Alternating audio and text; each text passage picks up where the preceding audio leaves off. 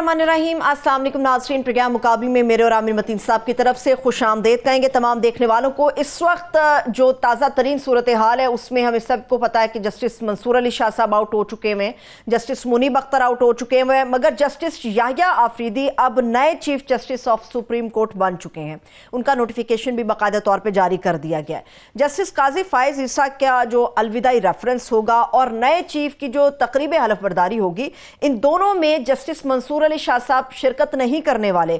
और वकला भी ये कह रहे हैं कि चूंकि जस्टिस काजी फायज ईसा साहब जा रहे हैं तो 25 अक्टूबर को वो यौम निजात मनाएंगे। लेकिन सवाल ये भी है कि दावे थे कि जस्टिस मंसूर अली शाह साहब को अगर चीफ जस्टिस नहीं बनाया जाएगा तो एहतजाजी तहरीक चलाई जाएगी। लेकिन देखना होगा कि क्या ये एहतजाजी तहरीक भी वकला की तरफ से चलाई जाती है कि नहीं।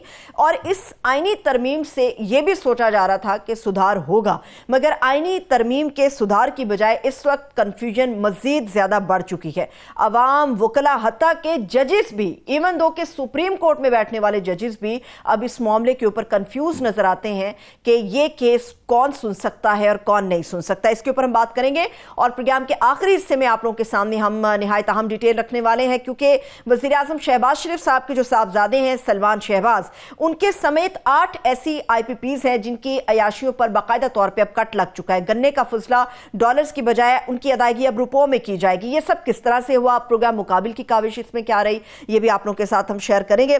आमिर साहब, इस वक्त आईनी तरमीम सुधार की तरफ बढ़नी चाहिए थी, मगर कामरान मुर्तज़ा साहब जो कि इस मामले में साथ साथ रहे हुकूमत के, उनको तो मुकम्मल कंट्रोल होना चाहिए था, मुकम्मल ग्रिप होनी चाहिए थी। मैं आज उनको सुन रही थी, वो कई चीज़ों पे कह रहे थे इबहाम है, कहीं पे कह रहे थे नहीं इस पे सवाल बनता है, कहीं पे कह रहे थे नहीं अभी इसके ऊपर सोचा जाना है। ये तो कन्फ्यूजन है, कहीं पे हमें नहीं नज़र आ रहा कि वो बिल्कुल क्लियर है इस पे। जी बिल्कुल, इसके ऊपर बात करते हैं। मगर आज अरशद शरीफ की दूसरी बरसी है और उसकी शहादत पे तो हमारे लिए ये एक बड़ा ही एक अफसरदा दिन भी है, शोक का दिन है। सिर्फ एज अ दोस्त के तौर पे नहीं, as a colleague, as a पूरी कम्युनिटी के लिए और पूरे पाकिस्तान के मेरे ख्याल लाखों नाजरीन के लिए, आवाम के लिए जिनके बहुत ज़्यादा महबूब थे। और मैं तो उनको प्यार से चॉकलेट हीरो कहता था कि उनका स्माइलिंग चेहरा जो इन तस्वीरों में आप देख रहे हैं वो भूलता ही नहीं है। और हम बड़े अपनी बेचारगी, बेबसी का भी ऐसे मौके पे इजहार करते हैं कि हम उसको अभी तक इंसाफ नहीं दिलवा सकें, मगर ना दिलवाने के अंदर जो है इतनी बड़ी यहाँ की पाकिस्तान की क़ुव्वतें हैं कि हमें सारे पाकिस्तान ही एक बेबसी का, ये एक हमारा एक कौमी सानिया सा बन गया है। इस लाचारगी का एहसास और इस घुटन का एहसास हर जगह महसूस है। मुझे आज बड़ी तकलीफ़ ये हुई कि राना सनाउल्लाह साहब अभी थोड़ी देर पहले हामिद मीर के प्रोग्राम में वो ये फरमा रहे थे कि एक तफ्तीश ना होने की वजह से एक वजह ये थी कि उनके ख़ानदान और उन दोस्तों ने ये तफ्तीश नहीं चाहते थे कि किन लोगों ने दुबई से उनको केनिया भिजवाया और वहाँ पे ठहराया। अच्छा। और उसके ख़ानदान वाले भी ये नहीं चाह रहे थे, तो इसलिए तफ्तीश ना हो सकी, ये वो फरमा रहे थे। तो मैं उनकी दुरुस्तगी करना चाहूँगा कि मेरे क्रीडेंशियल्स हैं, मेरा इतना ताल्लुक़ उनके ख़ानदान से और उनके दोस्तों में, मैं अपने आप को भी उनके करीब तरीन दोस्तों में शुमार करता हूँ। ये मैं कह सकता हूँ कि उनके ख़ानदान ने या दोस्तों ने कभी नहीं कहा वो हर किस्म की तफ्तीश होनी चाहिए, उसके लिए किसी के लिए उन्होंने नहीं कभी कहा कि फ़लाने की तफ्तीश ना करें। वो तफ्तीश और इंसाफ चाहते हैं। उसके लिए कोई होली काउज उन्होंने नहीं मेंशन की कि फ़लाने की तफ्तीश करें तो फ़लाने की ना करें। हाँ, उनकी वालदा ने जो ख़त supreme court chief justice Bandial साहब को दिया था उसके अंदर कुछ चंद नाम ज़रूर दिए थे कि इनकी खुसूसी तफ्तीश करें, इनके ऊपर हमें शक है। जिसके बाद से बंदयाल साहब ने वो देखा, जब खोला ख़त तो उनका ओह ये तो सारों के ही नाम ले दिए। तो उसके बाद से ना चीफ जस्टिस बंदयाल साहब ने कुछ किया, ना ही आउट गोइंग चीफ जस्टिस फायज ईसा साहब ने अपने 13 महीने में बिल्कुल भी ना उन्होंने किया, ना हुकूमतों ने किया। जब हुकूमत, रियासत सब शामिल हो ये तफ्तीश ना करवाने में तो हमारे जैसों के भी हाथ बन जाते हैं। बहरहाल हम कोशिश करते रहेंगे, ये हर साल बरसी पे भी वैसे भी जो है वो हमारे दरमियान रहेगा। अब आ जाते हैं आपके सवाल के ऊपर کہ آپ نے ابھی ویسے اپنے ابتدائیے میں ذکر کر دیا کہ منصور علی شاہ بھی آؤٹ ہو گئے اور جسٹس منیب اختر آؤٹ ہو گئے. ہاں وہ چیف جسٹس نہیں بنے مگر وہ آؤٹ نہیں ہوئے.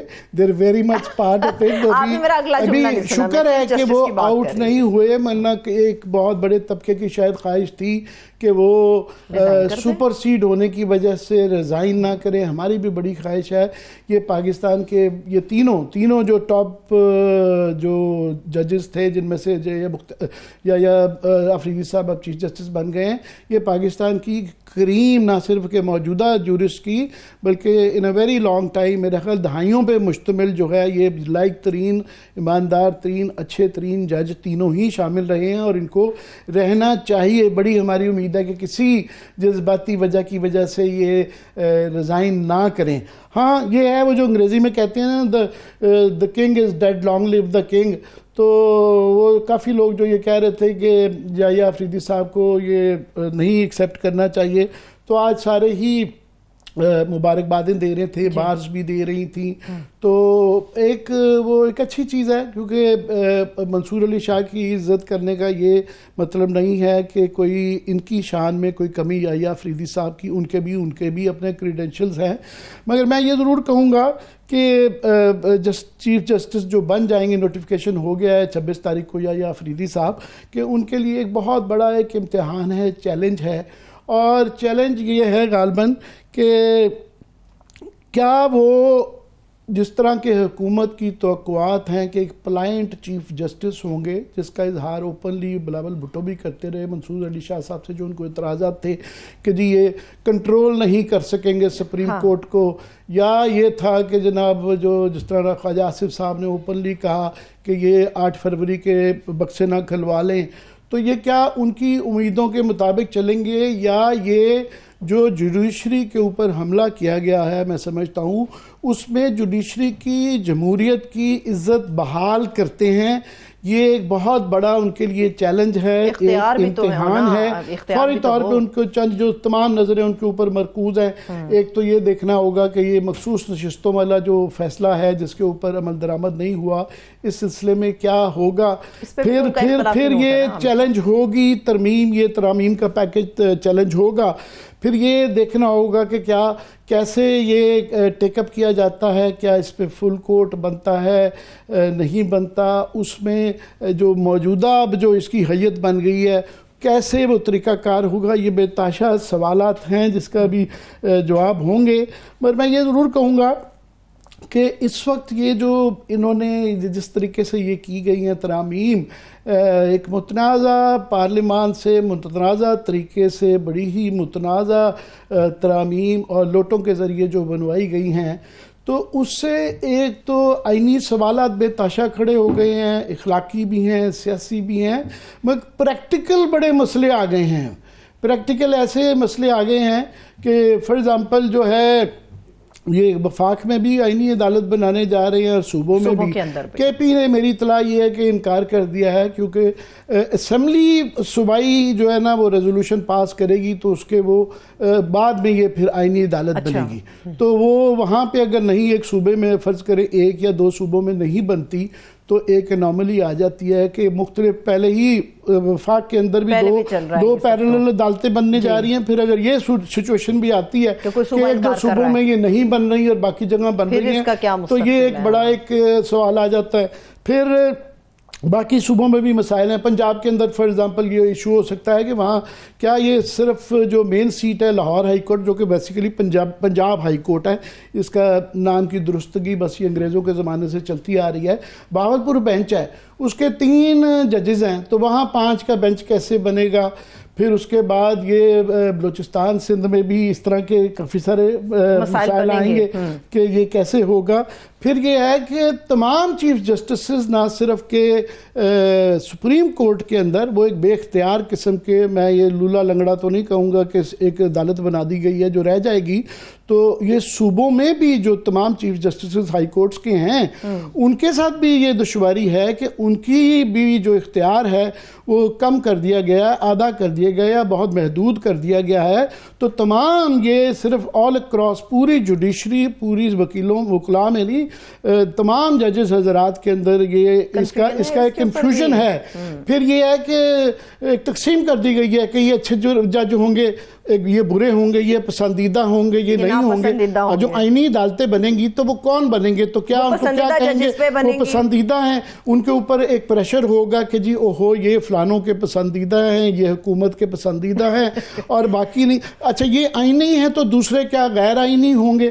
یہ بڑے یہ اخلاقی ایک سیمینٹکس کے بھی سوال ہیں, سیاسی آئینی بھی ہیں. چھوٹے چھوٹے نقطے ہمیں پتہ ہے لیکن کافی نقطے ہیں, اس کو امپلیمنٹ کرنے کے آئیں گا.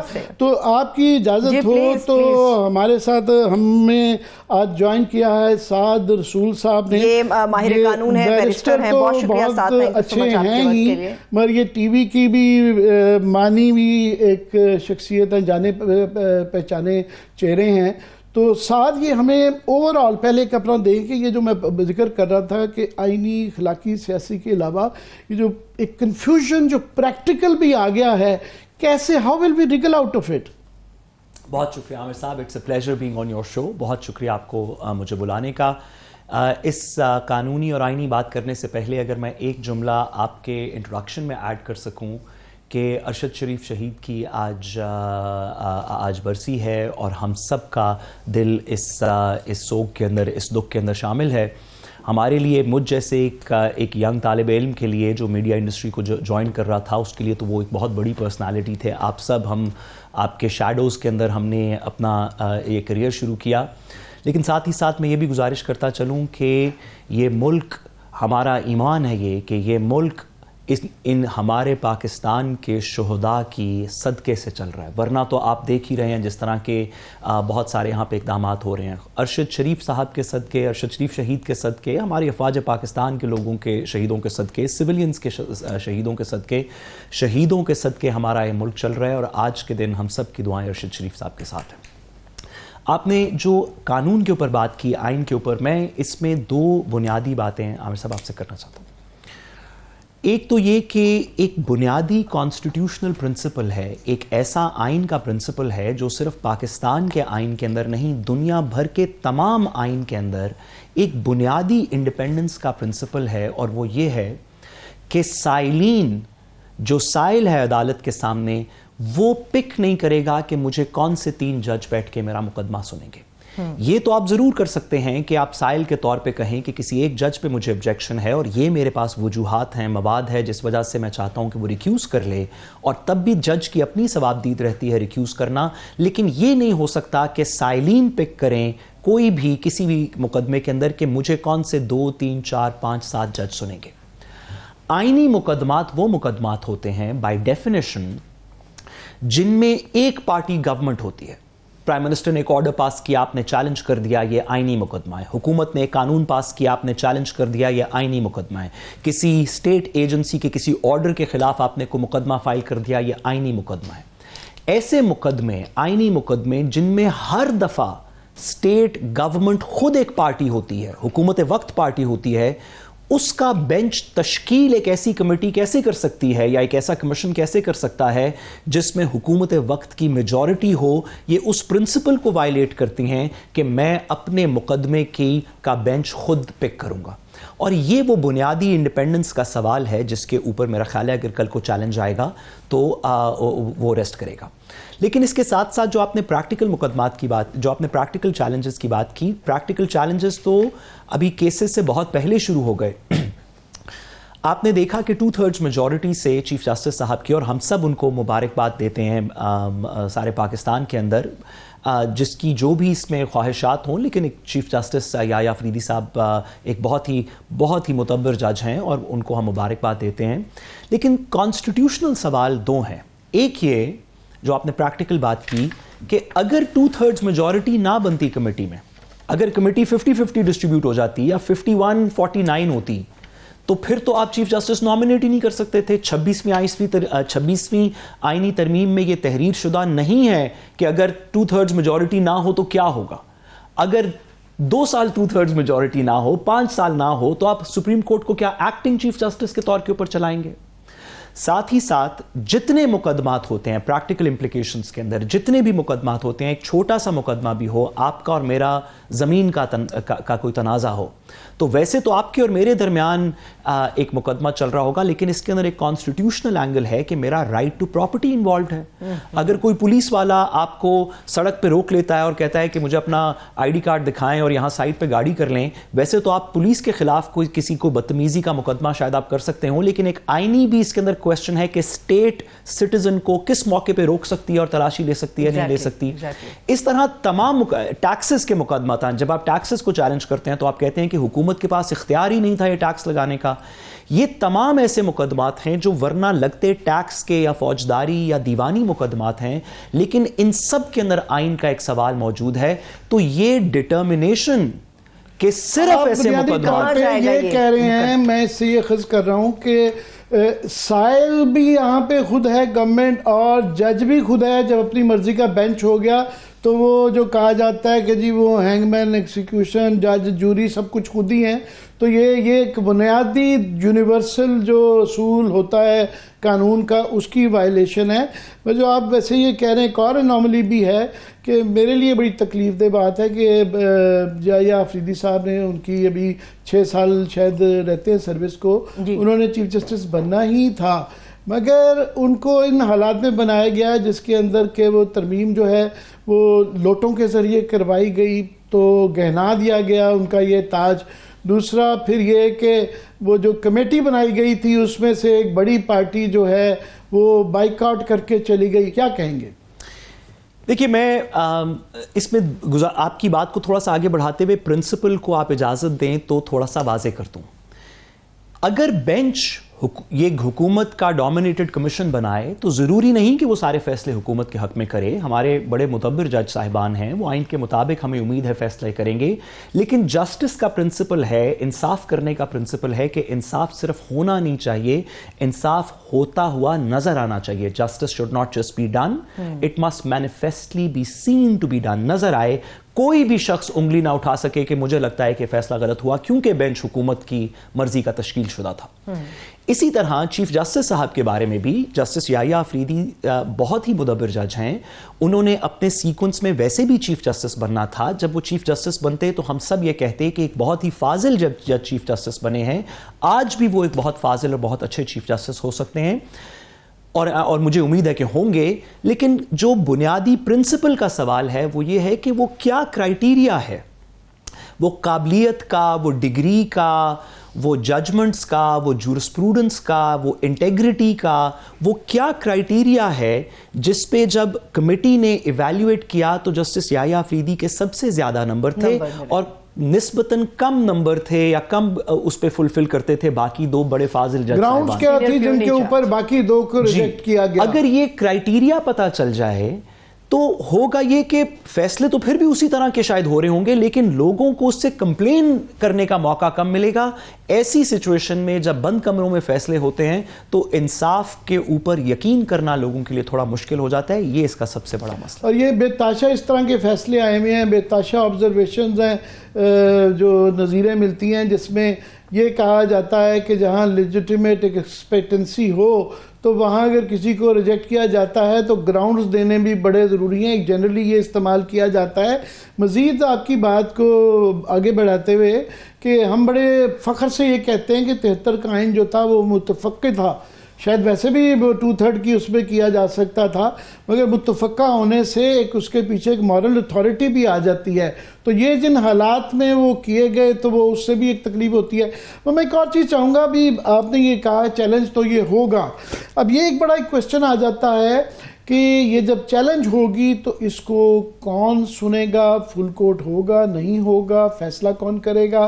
کیونکہ ایک کویسچن جو میرے جیسے لے مین کے ذہن میں بھی آ جاتا ہے، کیونکہ یہ آئینی عدالت کو امنگ ادر تھنگز اور بھی کافی جو ACR لکھیں گے ججز کے اوپر، پھر آئینی عدالت اور باقی چیزیں بھی کافی چیزیں ہیں ان ترامیم میں جن کے اوپر اعتراضات ہیں، بیسک سٹرکچر کو یہ افیکٹ کرتی ہے، مگر آئینی عدالت کے اوپر کیونکہ ایک کویسچن ہے تو وہ آئینی عدالت تو جس کے متعلق ہے وہ تو نہیں پھر اس کو سن سکتی، اس کے لیے پھر ایک قانونی، آئینی اور اخلاقی ایک جو سوال آتا ہے کہ فل کورٹ ہی ہونا چاہیے، کیا کہیں گے؟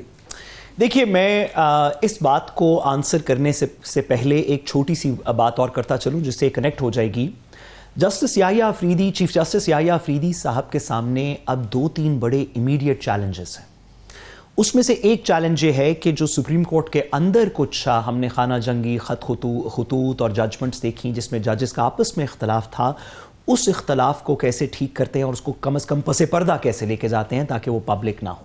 دوسرا اور اس سے بھی زیادہ ضروری جو ان کا ایک ڈٹرمنیشن ہے وہ یہ ہے کہ عوام میں جو شاید کچھ حد تک بددل ہو چکی تھی یا نظر آتی تھی بددل جسٹس فائز عیسیٰ کے کچھ فیصلوں سے، اس عوام میں سپریم کورٹ کی کریڈیبلٹی کیسے بہتر کی جائے گی ایسے فیصلوں کے تھرو جن فیصلوں میں لگے کہ ہاں سب لوگوں نے مل کے دلائل سن کے انصاف کیا ہے.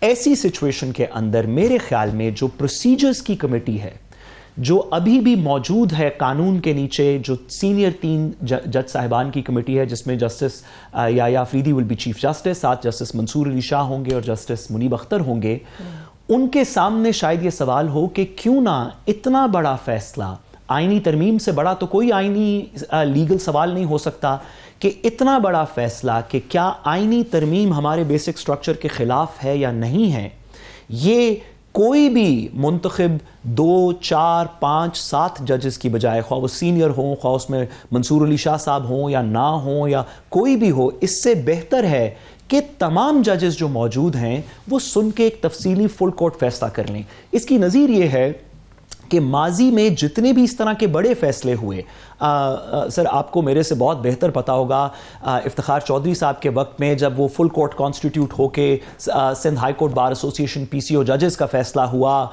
NRO کیس کا فیصلہ ہوا، 21ویں ترمیم کا فیصلہ ہوا، جتنے بھی اس طرح کے بڑے فیصلے تھے، 18ویں ترمیم کا اپنا فیصلہ، 18ویں 19ویں ترمیم کا اپنا فیصلہ، ان تمام کے اوپر کلیئرٹی شو کرنے کے لیے پورا کورٹ اسمبل ہوا تھا. میرے خیال میں آنے والے دنوں میں نئے چیف جسٹس صاحب ایک فل کورٹ کی میٹنگ کال کریں گے، کیونکہ وہ نئے چیف جسٹس ہیں، وہ اپنی فل کورٹ کی کوئی میٹنگ کال کریں گے اور اس میٹنگ کے اندر جج صاحبان کے کسی کنسنسس کے ساتھ ان مشکلات کو عبور کرتے ہوئے جو آپس میں ہمیں نظر آئیں جج صاحبان کی پچھلے کچھ عرصے میں، جسٹس یحییٰ آفریدی پروبیبلی میرے خیال میں فل بینچ کی طرف یہ کمیٹی جائے گی. لیکن حکومت کیا کرتی ہے آنے والے دنوں میں؟ حکومت میں میرا نیکسٹ سوال یہی تھا کہ ظاہر ہے انہوں نے یہ جو چیس بورڈ لگایا ہے وہ یہ جس طرح کے آپ کے اور ہماری امیدیں لگی ہوئی ہیں ایسا ہوگا، تو ایک انہوں نے فار ایگزامپل آلریڈی یہ کہنا شروع کر دیا ہے کہ جناب چونکہ آئینی عدالت اب بنے گی تو آئینی عدالت یہ مسئلہ ہی آئین کا ہے تو یہ تو وہ سنے گی. پر میں نے جس طرح کہا کہ میرے جیسے لے مین کو بھی ایک سمجھ آتی ہے کہ آئینی عدالت کے متعلق آبجیکشن ہے، وہ آئینی عدالت اپنا مقدمہ کیسے سنے گی؟ ایک منطق کی بات ہے، یہ کوئی لیگل کویسچن سے زیادہ.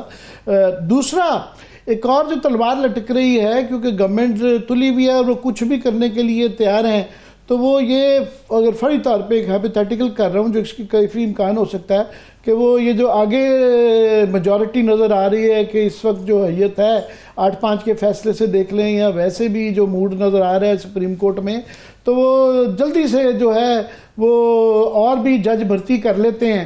تو اور وہ انہوں نے جو طریقہ کار بنایا ہے، جس طرح کا جوڈیشل کمیشن بنایا ہے جس نے کہ جس کی تعیناتی کر رہی ہیں، ٹوٹلی وہ اس کے اندر حکومتی اکثریت ہے. تو ہاؤ اباؤٹ دیٹ، اس کے متعلق کیا کہیں گے؟ دیکھیے عامر صاحب، اگر تو یہ بات ہو کہ حکومت اپنے فیصلے کسی طریقے سے سٹرکچر اس چیس بورڈ پہ ایسے کر لے جس میں کوئی شخص بھی ریزسٹنس نہ دکھائے، پھر تو شاید تمام چیزیں حسب پلان ہوتی چلی جائیں گی. لیکن میرے خیال میں پاکستان کی جو لیگل فریٹرنٹی ہے، پاکستان کی جو کانسٹیٹیوشن کی، ہمارے آئین کی جو روح ہے، جس کے اندر ججز ہیں، جس کے اندر وکلا حضرات ہیں، بار کاؤنسلز ہیں، پولیٹیکل پارٹیز ہیں، جس کے اندر سول سوسائٹی ہے. آپ کا اتنی دہائیوں کا ایکسپیرینس ہے، آپ خود ہی بتائیے کہ آئین کے کسی مسودے پہ آج تک پاکستان میں اتنی بحث ہوئی ہو جتنی اب ہو رہی ہے، اس کی شک سے ہر بندہ واقف ہے. نیا چیف جسٹس کون ہے پاکستان کے کونے کونے میں ہر شخص کو پتا ہے، کس کو سپر سیڈ کیا گیا پتا ہے، اس کے عناصر کیا ہوں گے پتا ہے. ایسی سچویشن کے اندر میرے خیال میں جو بھی بینچ قائم ہو اور سپریم کورٹ اپنے فل کورٹ کے بعد جو بھی فیصلے کرے، اس کے اندر بہت ضروری ہوگا ریاست پاکستان کے لیے اور اس سسٹم کو کنٹینیو کرنے کے لیے کہ سپریم کورٹ کی کریڈیبلٹی ہو, اور کریڈیبلٹی صرف تب ہوگی جب سپریم کورٹ کا کانسٹیٹیوشنل بینچ یا فل بینچ کچھ فیصلے حکومت کے حق میں کرے اور کچھ فیصلے ان کے خلاف کرے آئین اور قانون کے مطابق. مجھے یقین ہے کیسے ہوگا, پھر نظر آئے گا انصاف. تاریخ کا ہم نے پاکستان کی بڑی چیکڈ جوڈیشل ہسٹری ہے, ویسے بھی چیکڈ ہے پولیٹیکلی بھی ادروائز بھی, مگر یہ ایک ضرور دیکھا گیا ہے کہ جب بہت بڑا سپریم کورٹ کے اوپر حملہ آتا ہے تو وہ فرٹرنٹی جو ہے آپس میں جوڑتی ہے, اور اس وقت جو نظر آ رہا ہے موڈ.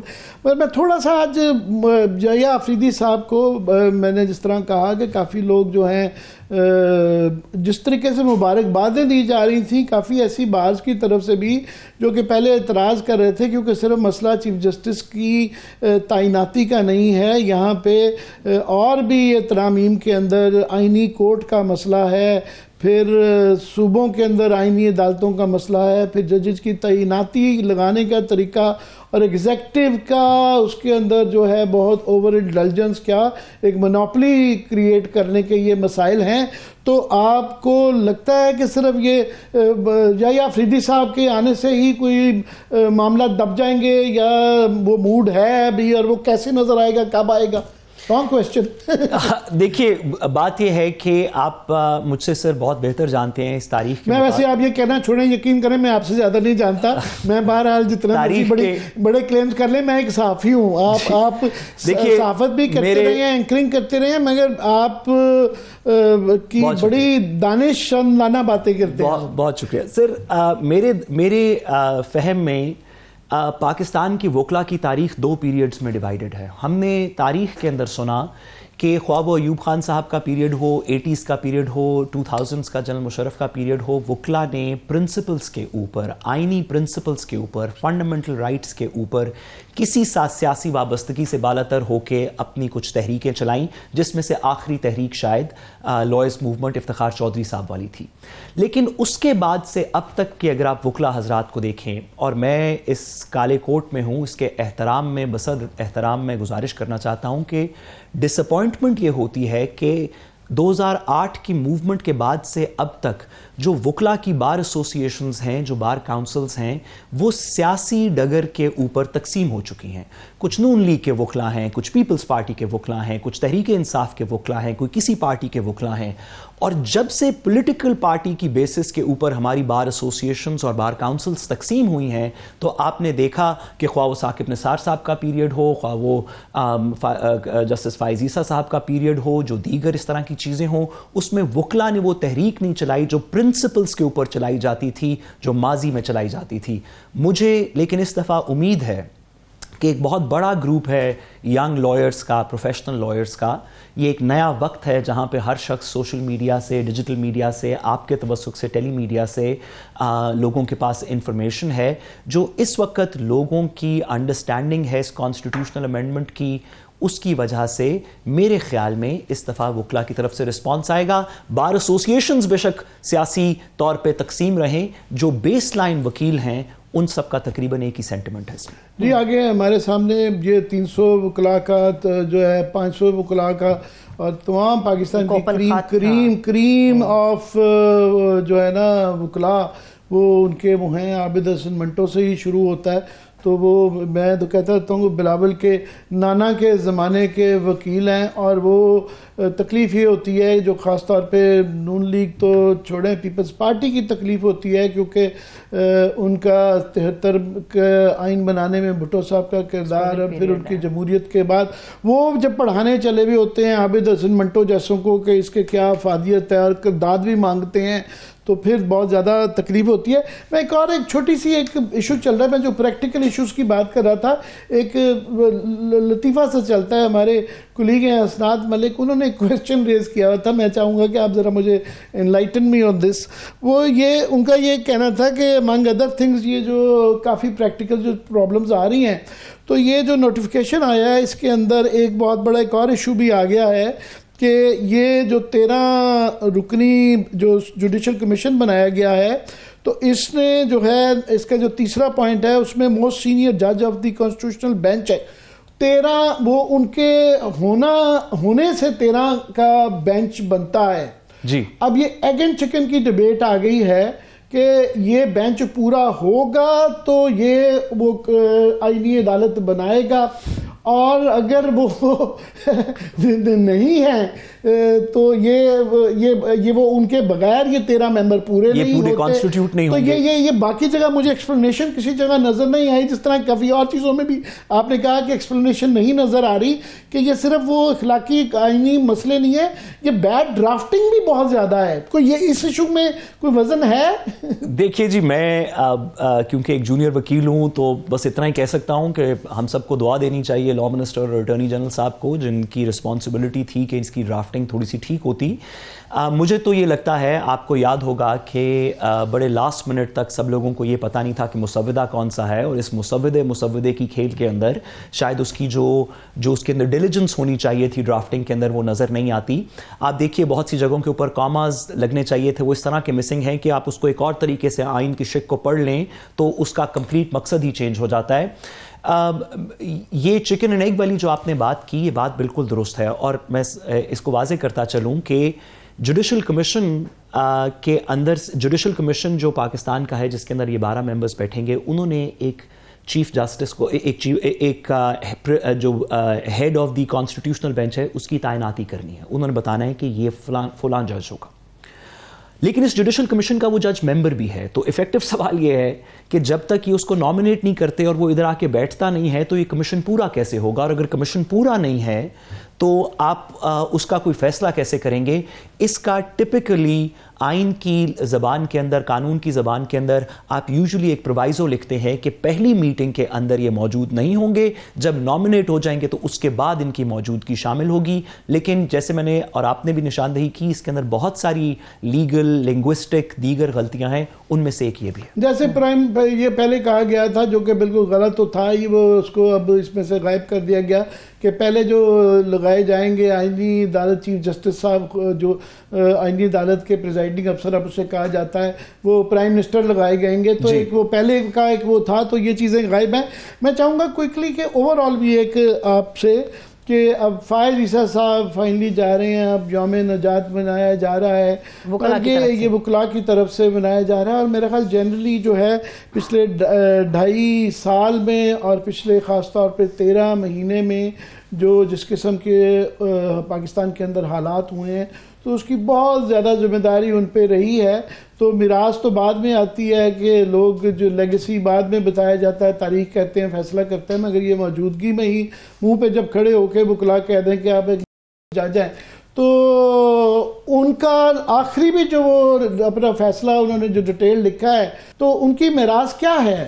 نہ صرف یہ بلکہ یہ بھی آپ کو بات نوٹس کرنی پڑے گی کہ جس دن انہوں نے یہ فیصلہ جسٹس منصور علی شاہ صاحب کا خاص طور پہ 3-4 دفعہ اس کے اندر تذکرہ ہے، جس دن انہوں نے یہ فیصلہ جاری کیا وہ دن تھا جس شام کو حکومت نے ڈیسائیڈ کرنا تھا، یا اس کمیٹی نے، پارلیمنٹری کمیٹی نے ڈیسائیڈ کرنا تھا کہ چیف جسٹس کون ہے۔ تو ایک طرف سارے دن میں بحث چل رہی تھی کہ جسٹس منصور علی شاہ صاحب زیادہ مثبت چیف جسٹس ہوں گے یا یحییٰ آفریدی صاحب ہوں گے یا کوئی اور شخص ہوگا، اور اسی دن چند گھنٹے پہلے یہ فیصلہ آیا۔ تو اس کے اندر بہت ساری سوالات اس میں اٹھتے ہیں۔ دیکھیے، اس کے اندر تو کوئی دو رائے نہیں ہو سکتی۔ پاکستان کے اندر کے طول و عرض میں میرا خیال ہے کہ شاید اعظم نذیر تارڑ صاحب اور اٹارنی جنرل صاحب اور شاید پاکستان بار کونسل کے ایک آدھ لوگوں کے علاوہ کوئی شخص آپ کو ایسا نہیں ملے گا جو کہے گا کہ جسٹس فائز عیسیٰ کے پیریڈ کے اندر اس شخص کی پاکستان کے آئین اور قانون کے مطابق توقعات پوری ہوئیں۔ اگر صرف یہاں تک بات رک جاتی تو بھی ہمیں قبول تھا، کیونکہ اور بھی ایسے پیریڈز گزرے ہیں جہاں پہ توقعات پوری نہیں ہوئیں۔ لیکن اس پیریڈ کے اندر جو جوڈیشری کے اندر سے ہم نے دیکھا آپس میں جج صاحبان کو خط و خطوط کرتے ہوئے، پھر ایسے وقت کے اندر دیکھا جہاں پہ کچھ جج صاحبان خواہ اسلام آباد ہائی کورٹ کے ججز ہوں یا پشاور ہائی کورٹ کے ججز ہوں یا لاہور ہائی کورٹ کی فل کورٹ میٹنگ ہو، جہاں پہ ججز نے شکایات کی، ان کو چیف جسٹس صاحب نے بالکل ڈسریگارڈ کیا، اور جو انٹرنل ایک اسٹرائک چل رہی تھی۔ وقت محدود ہے، میں کوئکلی یہ ضرور کہنا چاہوں گا کہ باقیوں کو تو چھوڑیں، جو ان کے بینیفیشری تھے حکومتی پارٹی پارٹیاں جو ہیں انہوں نے بھی ان کو ہسٹری کے ڈسٹ بن میں پھینک دیا اور ان کے لیے کوئی ریٹین کرنے کا طریقہ کار نہیں نکالا. دیکھیں کب فیوچر میں کیسے ان کو, جس طرح انڈیا کے اندر سپریم کورٹ کے وہ جسٹس جج صاحب جنہوں نے بہت زیادہ بی جے پی کو نوازا تھا, ان کو سینیٹر بنا دیا تھا. کل کا کوئی پتہ نہیں ہے. میں لاسٹ میں کوئکلی 2 منٹ ہیں شاید ہمارے پاس کہ یہ اب ٹائمنگ از ویری امپورٹنٹ. یہ جو آپ کہہ رہے ہیں کہ آپ یہ امید کر رہے ہیں کہ یہ کمیٹی بن کے فل کوٹ کرا کے جو ہے, یہ کیا 26 تاریخ سے ہی معاملہ شروع ہو جائے گا کہ کیونکہ چیس بورڈ لگانے والے بھی وہ بھی پوری اپنی تیاری کر رہے ہوں گے. Timing is important.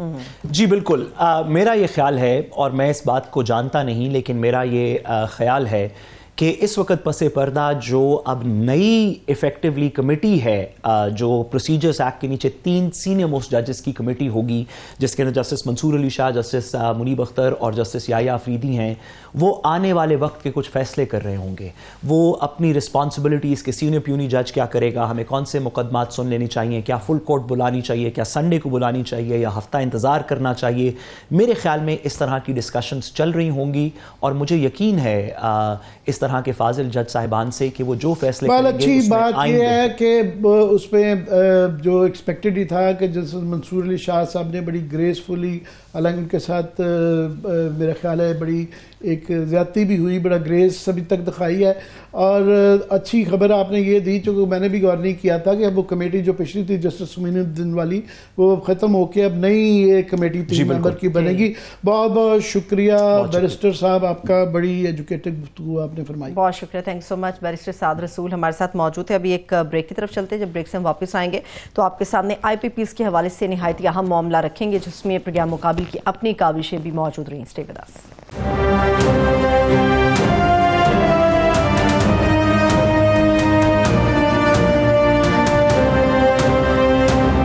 بریک کے بعد ایک مرتبہ پھر سے خوش آمدید کہیں گے تمام دیکھنے والوں کو. اب ہم آپ کے سامنے معاملہ رکھنے جا رہے ہیں وزیر اعظم شہباز شریف صاحب کے صاحبزادے سلمان شہباز کا, جن کے سمیت 8 ایسی آئی پی پیز ہیں جن کی عیاشیاں چل رہی تھیں مگر ان کے اوپر کٹ لگ گیا ہے. عامر صاحب, پروگرام مقابل کی باتیں تو نہیں سن لی انہوں نے ساری؟ وہ اگر پہلے دکھائی دیں کہ یہ ایشو جو تھا, میں کوئکلی بتا دیتا ہوں یہ ہم اس کے اوپر, یہ ہمارے ایگزیکٹو پروڈیوسر صاحب اکمل خان صاحب پروگرام میں ہمیں ابھی جوائن کر چکے ہیں. یہ خبر انہوں نے بریک کی تھی کہ یہ کچھ کمپنیاں ہیں جن کا جو گنے میں سے رس نکال کے چینی بنا کے بیچنے کے بعد اس کا جو فضلہ ہے وہ مہنگا ترین جو امپورٹڈ ساؤتھ افریقہ کا کوئلہ تھا اس کی قیمت پہ یہ اربوں روپے وصول کر رہے تھے. اور یہ پالیسی کے بینیفیشری جو تھے ان کے اندر جو ہے سلمان شہباز صاحب کی بھی کمپنی تھی, جن کے والد صاحب نے اور تایا جی نے یہ پالیسی بنائی تھی. خود ہی پالیسیاں بنا کے خود ہی بینیفٹ تھی. پتہ نہیں ہم یہ اب کہہ سکتے ہیں کہ ہماری وجہ سے نہیں. اب انہوں نے ایک اور ہمارے پہ جس طرح آئی پی پیز کی چھوٹی موٹی ہلکی پھلکی لیلا پوتی کر کے وہ کہتے ہیں جی مسئلہ حل کر دیا, اس پہ بھی ہم روشنی ڈالیں گے, ان قریب پروگرام کریں گے. فی الحال یہ ذرا لیگل معاملات سے فرصت مل جائے. اور آج انہوں نے خوشخبری دی ہے کہ جناب اب ہم ان کو ڈالروں میں جو دے رہے تھے پیسے روپوں میں نہیں دے رہے. اس کی تفصیلات جو ہے اکمل خان آپ بتائیے گا ذرا پروگرام کا, اگر اس سے پہلے وہ ہمیں دکھا بھی دیں کہ ہم نے پہلے کیا کہا تھا, یہ کب کہا تھا اور کیا کہا تھا. راجہ پرویز اشرف صاحب جانے سے پہلے جو 2013 میں ان کی گورنمنٹ جب گئی تو اس سے پہلے ہی انہوں نے اسے امینڈ کر کے اس کو ساؤتھ افریقن کول جو اس وقت $100 کا 1 ٹن تھا اس کی کیلوریفک ویلیو کی بنیاد پہ انہوں نے کہا جی پھوک کی بھی جو ہے نا آپ یہ جو گنے کا فضلہ ہے اس کی بھی قیمت کی اسیسمنٹ اس کی بنیاد پہ کریں گے, انڈیکسیشن جو ہے اس کی بنیاد پہ کر دی. میاں صاحب کی گورنمنٹ جب 2013 میں آئی انہوں نے آتے ہی سب سے پہلا کام یہ کیا کہ نہیں یہ اس طرح سے نہیں ہے, اس کو کم از کم بیس پرائس جو ہے وہ انڈیکس کریں. امپورٹڈ کول جو ساؤتھ افریقہ سے اس وقت آ رہا تھا وہ پاکستان میں کہیں پیدا نہیں ہوتا, اس کی بنیاد پہ یہ طے کریں. انہوں نے اپنی ہی کمپنی جو کہ میجر بینیفیشری ہے, اپنی ہی گورنمنٹ, والد صاحب پرائم منسٹر ہیں اور نیچے جو ہیں ان کے باقی سارا خاندان جو ہے ڈائریکٹرز میں شامل ہے, یہ پچھلے مہینے کیا ہے.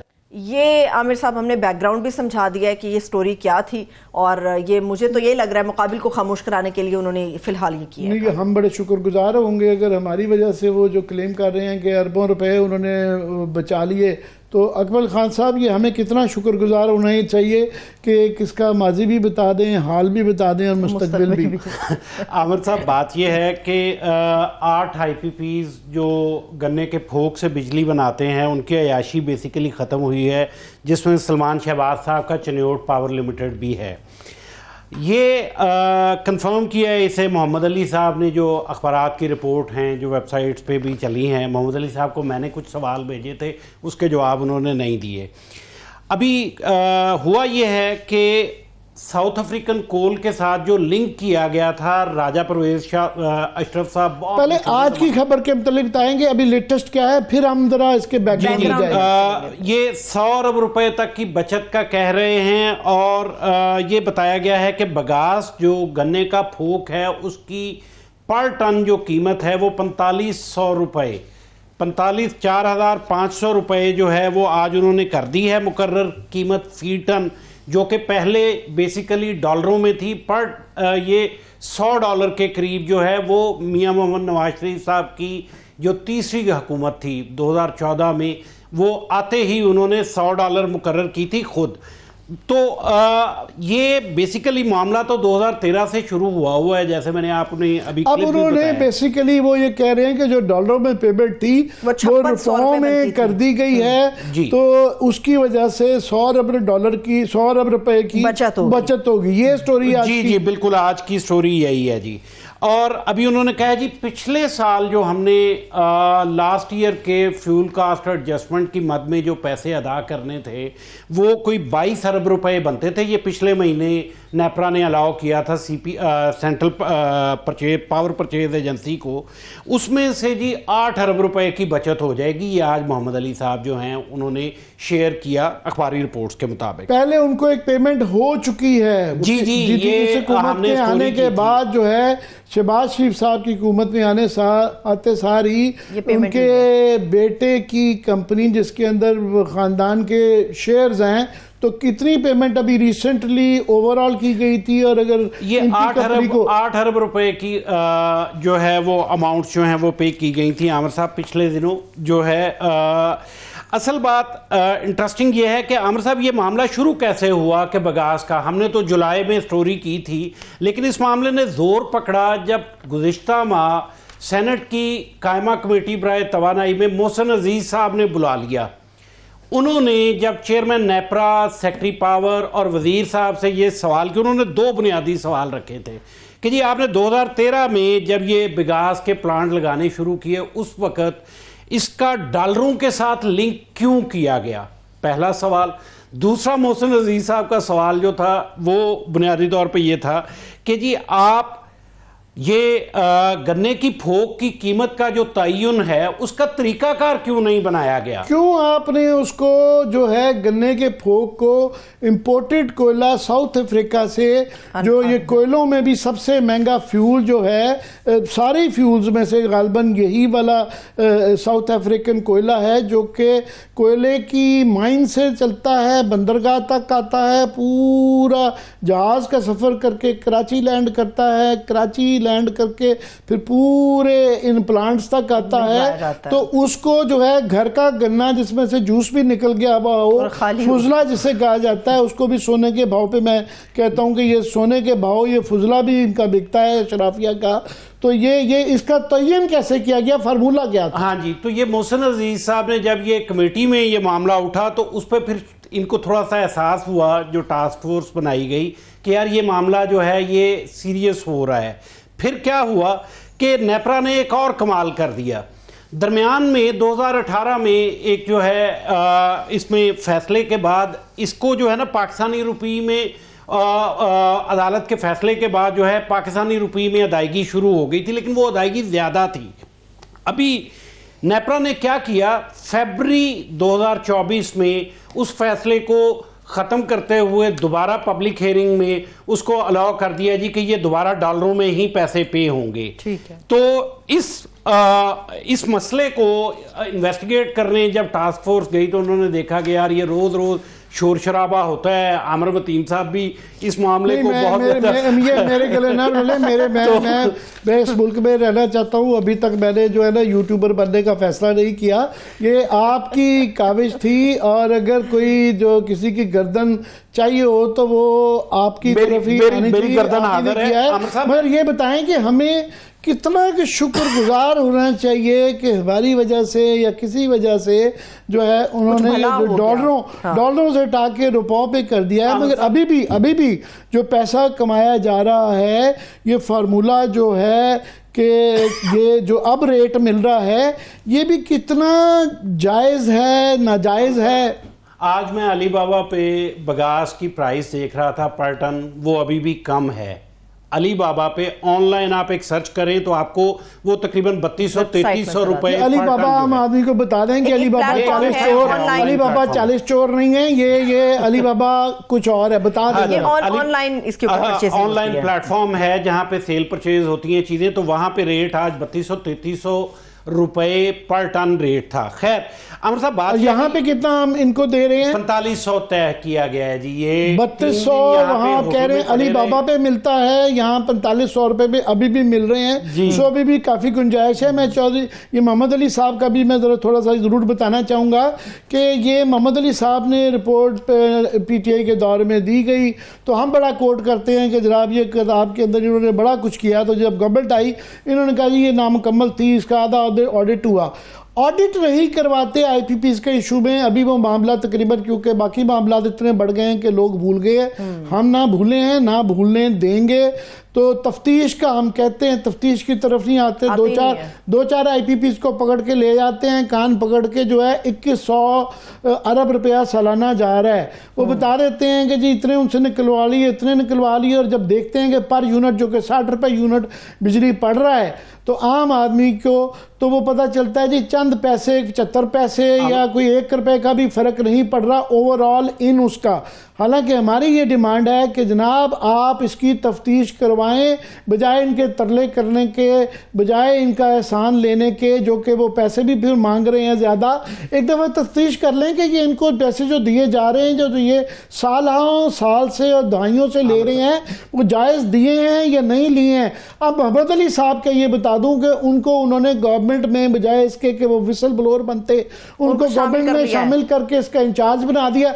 अब उनकी आवाज़ नहीं आती, अब वो बिल्कुल। आमिर साहब, मैं एक और चीज़ ऐड कर दूं। मोहम्मद अली साहब बहुत कैलकुलेशंस जो हैं हमारे सामने रखते हैं। मैं उनसे पूछना चाहूँगा कि गन्ने के फोक का जो इस वक्त फी यूनिट फ्यूल कॉस्ट कंपोनेंट है वो 12 रुपये 48 पैसे बनता है फी यूनिट, जबकि मेरिट ऑर्डर की आज जो अभी हालिया मेरिट ऑर्डर लिस्ट है उसके मुताबिक थरकोल जो है उसकी बिजली 6 रुपये 21 पैसे ज़्यादा से ज़्यादा फ्यूल कॉस्ट जो है वो है। तो इसका मतलब ये हुआ कि ये गन्ने का फुजला जो है वो डबल कीमत पे हम लोग जो है उस पे बिजली ले रहे हैं। तो ये बंद ही क्यों नहीं कर देते? ये 200 प्लांट जो 200 मेगावाट 250 मेगावाट के प्लांट, ये इतना हम पे एहसान कर रहे हैं कि 100 अरब बचा रहे हैं, इनको बंद कर दें। नए प्लांट जो हमारे पाइपलाइन में हैं, हमारी ऑलरेडी सरप्लस में बिजली है।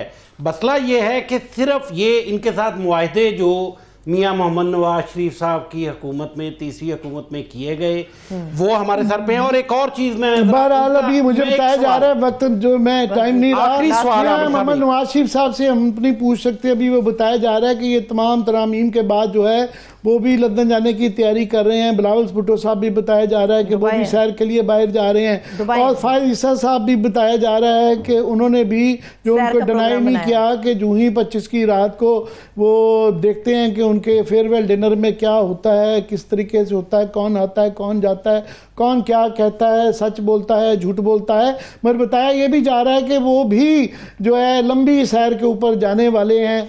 देखते हैं वो सैर कितनी लंबी होती है। बहुत शुक्रिया, थैंक सो मच। वक्त खत्म हो गया अकमल साहब। ये प्लांट कन्वर्जन करवानी थी वज़ीर आज़म साहब ने, उसका भी कुछ नहीं बना। बहुत शुक्रिया, thank so much. Akmal Khan साहब हमारे साथ मौजूद थे। आमिर साहब आपका भी शुक्रिया। मुझे इजाज़त दीजिए, अपना ख्याल रखिए, खुदा हाफ़िज़।